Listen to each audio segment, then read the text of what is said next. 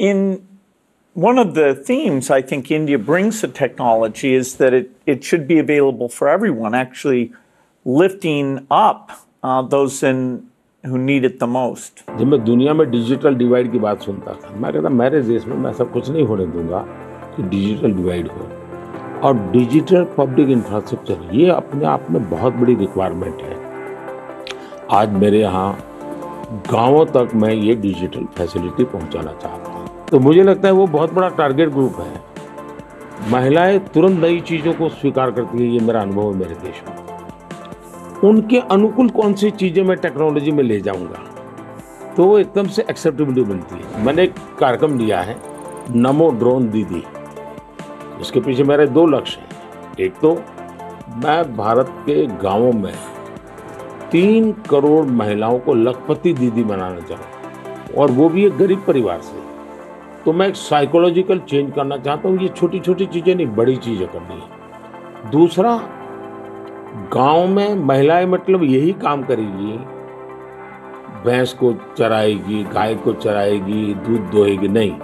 मैं उसके हाथ में टेक्नोलॉजी देना चाहता हूँ। मैं साइकोलॉजिकल चेंज लाना चाहता हूँ। गांव के सब लोगों को लगना चाहिए कि ये हमारे गांव को बदल रही है। एग्रीकल्चर को मैं आधुनिक बनाना, वैज्ञानिक बनाना, ये ज़रूरत मैं देखता हूँ।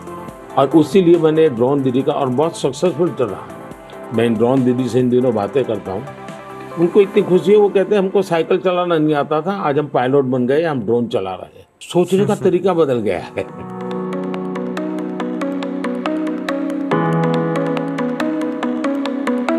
मैंने अफ्रीकन कंट्रीज के बहुत से लोगों से बात की।